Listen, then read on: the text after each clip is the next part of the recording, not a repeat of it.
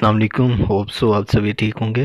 और आज के क्वेश्चंस में अगरचे 15 क्वेश्चंस थे, लेकिन ये सॉलिड क्वेश्चंस थे। होप सो आपने अच्छे मार्क्स दिए होंगे। अभी तक हमें 355 रिस्पॉन्सेज मिल चुके हैं और सिर्फ 4 लोगों के ही 15 और 15 हैं। उम्मीद है ये डिस्कशन आपके लिए बहुत ही मुफीद साबित होगी। प्लीज़ स्किप मत कीजिएगा, एक एक पॉइंट बहुत इंपॉर्टेंट होने वाला है आपके लिए। Question number 1. The main reason for the formation of chemical bond is to get alpha noble gas configuration. Noble gas configuration atom इसलिए लेता है ताकि वो स्टेबल हो सके।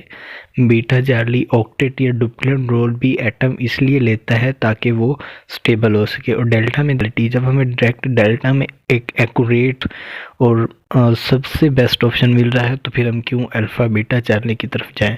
और अल्फ़ा बीटा चार्ली का मतलब स्टेबिलिटी लेना है तो क्यों ना फिर डायरेक्ट स्टेबिलिटी को ही चूज़ करें। तो इसलिए इसका बेस्ट ऑप्शन जो है वो डेल्टा है। ठीक है। Question number 2. Which of the following doesn't follow octet rule. Octet rule वो होता है कि कोई भी कंपाउंड या फिर एलिमेंट अपने वैलेंस शेल में 8 इलेक्ट्रॉन्स रखे। अब देखें अल्फ़ा में PCl5, इसके वैलेंस शेल में होते हैं 10 इलेक्ट्रॉन्स, तो ये भी ऑक्टेट रूल को फॉलो नहीं कर रहा। बीटा में देखें BF3, इसके वैलेंस शेल में है 6 इलेक्ट्रॉन्स, तो ये भी नहीं कर रहा ऑक्टेट रूल को फॉलो। चार्ली में देखें हीलियम में टोटली 2 इलेक्ट्रॉन्स है वैलेंस शेल में, तो ये भी ऑक्टेट रूल को फॉलो नहीं कर रहा, डुप्लेट रूल को फॉलो कर रहा है। और बाकी जितने भी नोबल गैसेस हैं वो सारे ऑक्टेट रूल को फॉलो करते हैं सिवाय हीलियम के, ये डुप्लेट रूल को फॉलो करता है। तो यहाँ पर हमारे पास बेस्ट ऑप्शन फिर से डेल्टा बन रहा है कि ये तीनों ही ऑक्टेट रूल को फॉलो नहीं कर रहे। Now moving towards our next question, which is question number 3. Which of the following is not true about bond formation point? Bond formation point वो point है at which bond is just to be formed. तो alpha में लिखा हुआ है maximum attraction. Yes, जब भी bond form होता है तो एटम्स के दरमियान अट्रैक्शन मैक्सिमम हो जाती है। बीटा में लिखा है मिनिमम डिस्टेंस। यस, जब बॉन्ड फॉर्म होता है तो एटम्स बहुत ही क्लोज आ चुके होते हैं और उनके दरमियान डिस्टेंसेस जो हैं वो कम हो चुके होते हैं। चार्ली में लिखा हुआ है मिनिमम रिपल्जेंस। यस, यहाँ पर जब भी बॉन्ड फॉर्म होना होता है तो वहाँ पर अट्रैक्शंस डोमिनेट कर लेती हैं रिपल्जेंस को, तो रिपल्जेंस भी मिनिमम होंगी। डेल्टा में लिखा है मैक्सिमम एनर्जी, ये गलत है। जब भी एटम बॉन्ड फॉर्म करता है तो वो अपनी लोअर एनर्जी स्टेट में चला जाता है ताकि वो स्टेबिलिटी ले सके। तो यहाँ पर ठीक बनता अगर लिखा होता कि लोअर एनर्जी, मैक्सिमम एनर्जी नहीं बल्कि मिनिमम एनर्जी होती है at the bond formation point. तो हमारे यहाँ पर ऑप्शन फिर से delta. Next question, which of the following is not true about ionic bond. हाँ, आयोनिक बॉन्ड के बारे में 2 चीज़ें मैं पहले ही आपको बता दूं कि ये metals of first A and second A and non metals of sixth A and seventh A के दरमियान बनता है। तो यहाँ पर अल्फा और चार्ली ये तो बिल्कुल हो गए ठीक। इसके अलावा आयोनिक बॉन्ड नॉन रिजिड और नॉन डायरेक्शनल है और ये form between atoms of lower ionisation energy मतलब metals and high electron affinity मतलब नॉन मेटल्स। तो यहाँ पर जो बीटा में लिखा हुआ है वो उल्ट लिखा हुआ है, तो यहाँ पर हमारा जो इनकरेक्ट है वो बीटा ही है। Now moving towards our next question, which is covalent character in cesium fluoride. हमारी बुक में लिखा हुआ है कि cesium fluoride is the most ionic compound of all times. तो इसकी जो आयनिक करेक्टर है वो 92% है, तो बाकी जो बचेगा 8% वो कोवेलेंट करेक्टर होगा। तो यही यहाँ पर पूछा हुआ है, तो इसलिए हमारा जो राइट ऑप्शन बनेगा वो है 8%। Now moving towards our next question, which is types of energies involve in the formation of CaO। जैसा कि आपको लोगों को स्क्रीन पे नज़र आ रहा है कि कैल्शियम गैसियस पहले कन्वर्ट होगा कैल्शियम पॉजिटिव 2 में, तो इसमें 2 आयनाइजेशन एनर्जीज लगेंगी। तो ये एक टाइप हो गई मतलब आयनाइजेशन एनर्जी। फिर ऑक्सीजन नेगेटिव 2 में कन्वर्ट होगा, ये इलेक्ट्रॉन एफिनिटी हो गई। यहाँ भी 2 इलेक्ट्रॉन एफिनिटीज होंगी, तो क्योंकि टाइप पूछा है तो हम सिर्फ एक टाइप काउंट करेंगे। एक टाइप आयनाइजेशन एनर्जी जो कि कैल्शियम ने अंडरगो हुआ है और एक है इलेक्ट्रॉन एफिनिटी जो कि ऑक्सीजन अंडरगो है। फिर ये दोनों मिलेंगे और बनाएंगे कैल्शियम ऑक्साइड। इनसे जो एनर्जी रिलीज़ होगी उसको हम कहेंगे लैटिस एनर्जी। तो ये 3 टाइप ऑफ एनर्जीज़ हैं जो कि कैल्शियम ऑक्साइड की फॉर्मेशन में हमारे पास इन्वॉल्व होती हैं। ठीक है। Next question, which of the following is multi directional bond. सबसे पहले है आयनिक बॉन्ड। आयनिक बॉन्ड एक नॉन डायरेक्शनल बॉन्ड होता है। फिर है कोवेलेंट बॉन्ड, यस ये एक मल्टी डायरेक्शनल बॉन्ड है। फिर है कोऑर्डिनेट कोवेलेंट बॉन्ड या जिसे हम डेटिव बॉन्ड भी कहते हैं, ये यूनिडायरेक्शनल बॉन्ड है। तो आपने ये तीनों के लिए याद रखना है कि ionic non directional, covalent multi directional और डेटिव बॉन्ड यूनिडायरेक्शनल। ठीक, तो यहाँ पर हमारा जो बेस्ट ऑप्शन है वो है बीटा, क्योंकि कोवेलेंट ही मल्टी डायरेक्शनल है। ठीक, next question, which of the following is not true regarding direction of electron pair during the formation of dative bond. तो हमें पता है डेटिव बॉन्ड फॉर्म होता है between electron pair donator and electron pair acceptor. जो donator होता है उसके पास इलेक्ट्रॉन रिच होते हैं, मतलब वो इलेक्ट्रॉन रिच होता है और उसकी इलेक्ट्रोनेगेटिविटी ज़्यादा होती है, और जो एक्सेप्टर है वो इलेक्ट्रॉन पुअर होता है तो उसकी इलेक्ट्रोनेगेटिविटी कम होती है। इसके अलावा लेविस कॉन्सेप्ट याद करें तो उसने कहा था कि जो भी इलेक्ट्रॉन पेयर देता है वो होता है बेस और जो भी लेता है वो होता है एसिड। तो इसके मुताबिक जो इलेक्ट्रॉन पेयर की जो ट्रांसपोर्ट होती है वो है वो है Lewis base to Lewis acid. लेकिन जब हम बीटा ऑप्शन देखें तो यहाँ पर लिखा हुआ है Lewis acid to Lewis base, तो ये गलत है और यही हमारा ऑप्शन है। ठीक है, next question, which is what types of bonds are present in NH4Cl। NH4Cl में आयनिक भी होते हैं, कोऑर्डिनेट कोवेलेंट भी होते हैं और कोवेलेंट भी होते हैं। ये सब कैसे होते हैं आपकी स्क्रीन पर सामने है।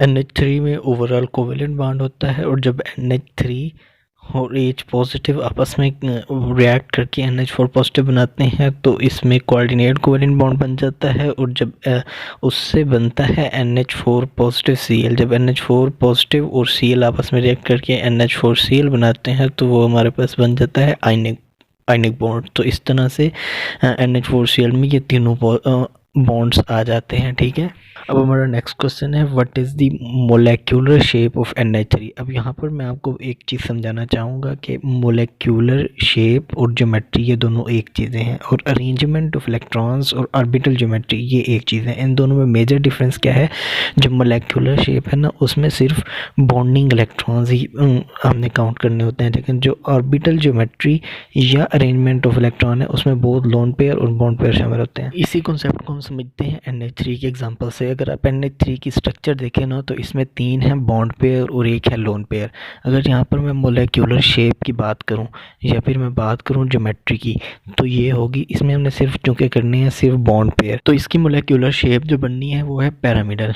जबकि मैं अगर इसी क्वेश्चन में पूछता कि what is the orbital geometry या arrangement of electron pairs in NH3 तो हम उसमें बोथ इलेक्ट्रॉन पेयर को भी इलेक्ट्रॉन नहीं लोन पेयर और बॉन्ड पेयर दोनों को करते हैं, तो उससे बन जाती है हमारे पास टेट्राहेड्रल अरेंजमेंट। ठीक है, लेकिन यहाँ पर चूंकि मोलेक्युलर शेप पूछा हुआ है और हमने सिर्फ बॉन्ड पेयर्स को ही काउंट करना है तो यहाँ पर जो हमारा करेक्ट ऑप्शन है वो है पैरामिडल, मतलब बीटा।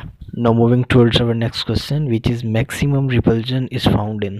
इसको बहुत सारे तरीक़ों से किया जा सकता है, लेकिन जो मैं आपको तरीका बता रहा हूँ वो मैं भी इसी तरीके से सोच रहा हूँ, मैं भी आप भी सोचा हुआ इसी तरीके से।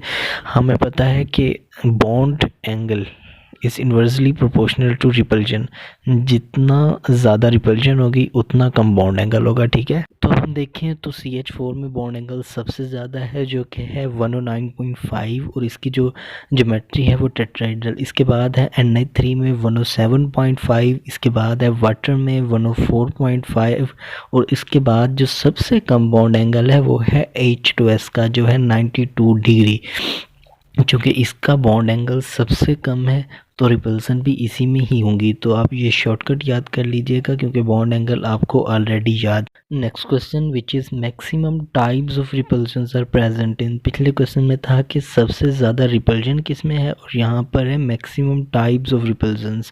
तो ये सिनेरियो थोड़ा डिफरेंट है, ऑप्शंस आल तो सेम है, तो आपने इसमें फंसना नहीं है बल्कि इसको अच्छे से समझना है। तो टाइप्स ऑफ रिपल्शंस कौन सी होती हैं, bond pair repulsion, lone pair bond pair repulsion और लोन पेयर रिपल्जन। तो आपने देखना है कि बॉन्ड पेयर रिपल्जन किस में है, lone pair bond pair repulsion किस में है, और लोन पेयर रिपल्जन किस में से, और इनमें से किन में 2 हैं, किन में 3 है, किन में 1 है।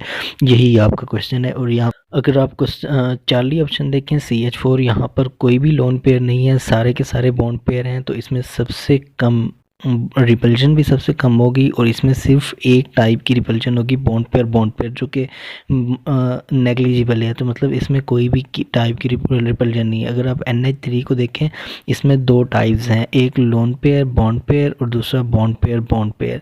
इसी तरह अगर आप H2S और H2O में देखें ना, तो यहाँ पर 2 लोन पेयर हैं और 2 बॉन्ड पेयर हैं। तो यहाँ पर लोन पेयर रिपल्जन भी होगी, बॉन्ड पेयर रिपल्जन भी होगी, और lone pair bond pair repulsion भी होगी। तो हमारा यहाँ पर correct option both alpha and beta बन रहा है, लेकिन ये हमारे पास ऑप्शंस में नहीं है। तो आपने अगर इनमें से किसी एक को भी लगाया है तो आपका ठीक आंसर माना जाएगा। ठीक है। Now moving towards our next question, which of the following doesn't have a linear shape। तो हमें पता है कि लीनियर शेप AB2 टाइप की होती है, और AB2 टाइप में कोई भी लोन पेयर नहीं होता, और इसका जो एंगल होता है वो होता है 180 डिग्री, और इसकी जो हाइब्रिडाइजेशन होती है वो होती है SP, और इसके जो डाइपोल मोमेंट होता है वो 0 होता है। और जितने भी ग्रुप सेकंड A और सेकंड B के हाइड्राइड्स और हेलाइड्स हैं, इनमें लीनियर शेप होती है। इसके अलावा CO2 और HCN में भी लीनियर शेप होती है। इसको कंफ्यूज किया जाता है SnCl2 के साथ। SnCl2 थर्ड ग्रुप से है, और इस पर एक लोन पेयर प्रेजेंट होता है, जिसकी वजह से इसकी शेप थोड़ी सी बेंट या एंगुलर हो जाती है। तो बाकी सभी की तो लीनियर है, लेकिन यहाँ पर SnCl2 की बेंट, एंगुलर या V शेप ज्योमेट्री है या फिर शेप है। ठीक है। हाँ, अगला question, which of the following sigma bond is more stronger. तो हमें सिग्मा बॉन्ड की स्ट्रेंथ का आर्डर पता होना चाहिए। Which is PP sigma bond is more stronger than SP sigma bond, which is more stronger than SS sigma bond. तो यहाँ पर जो स्ट्रॉन्गेस्ट सिग्मा बॉन्ड है वो है PP सिग्मा बॉन्ड, और जो हमारे पास वीकेस्ट सिग्मा बॉन्ड है वो है SS सिग्मा बॉन्ड। ठीक है। Now moving towards our last question, which is hybridization of oxygen in H3O positive। Hybridization को फाइंड करने के डिफरेंट वेज हो सकते हैं, लेकिन यहाँ हम जो यूज़ करेंगे वो है नंबर ऑफ़ लोब्स वाला। हाँ, आप एक बात नोट कर लें कि SP में नंबर ऑफ़ लोब्स होती हैं 2, SP2 में नंबर ऑफ़ लोब्स होती हैं 3, और SP3 में नंबर ऑफ़ लोब्स होती हैं 4। तो नंबर ऑफ़ लोब्स क्या से एक्चुअली हम क्या मीन ले रहे हैं। नंबर ऑफ़ लोब्स हम एक तो लोब फाइंड करेंगे, अगर किसी भी एलिमेंट पर जितने भी लोन पेयर हैं ना, तो हम उसको उतनी लोब्स दे देंगे। मतलब अगर किसी एलिमेंट पर 2 लोन पेयर हैं तो हम उसको 2 लोब्स असाइन कर देंगे। इसी तरह अगर किसी भी एलिमेंट में 3 बॉन्ड्स हैं, नंबर ऑफ बॉन्ड्स जिसे हम सिग्मा बॉन्ड्स कह सकते हैं, तो अगर उस पर 3 सिग्मा बॉन्ड्स हैं तो हम उसको 3 लोब्स दे देंगे। फ़र्ज़ किया एक एलिमेंट है, उस पर एक लोन पेयर है और 3 सिग्मा बॉन्ड्स हैं उसके, तो हम उसको 3 सिग्मा बॉन्ड्स के 3 लोब्स दे देंगे, और एक लोन पेयर का 1 लोब दे देंगे। तो उसके टोटल 4 लोब्स बन जाएंगे। तो 4 लोब्स का हमने मतलब क्या लिया था, SP3, तो हम समझेंगे कि वो SP3 है। लेकिन यहाँ पर हम देखें तो H3O पॉजिटिव में कोई भी लोन पेयर नहीं है, सिर्फ 3 बॉन्ड हैं, सिग्मा बॉन्ड्स। आप H3O पॉजिटिव की स्ट्रक्चर बना के देखें तो उसमें 3 सिग्मा बॉन्ड्स हैं, तो हम 3 सिग्मा बॉन्ड्स की 3 लोब्स दे देंगे। तो 3 लोब्स किसकी होती हैं, SP2 की। तो हमें पता चल जाएगा कि यहाँ पर ऑक्सीजन की जो हाइब्रिडाइजेशन है वो है SP2। लोब्स वाला फार्मूला आप याद रखिएगा। इसके अलावा मेरे पास इस यूनिट के हाइब्रिडाइजेशन और दूसरे भी ट्रिक्स हैं ज्योमेट्री और शेप के, तो आप वो मुझसे व्हाट्सएप पर ले लीजिएगा। ठीक है।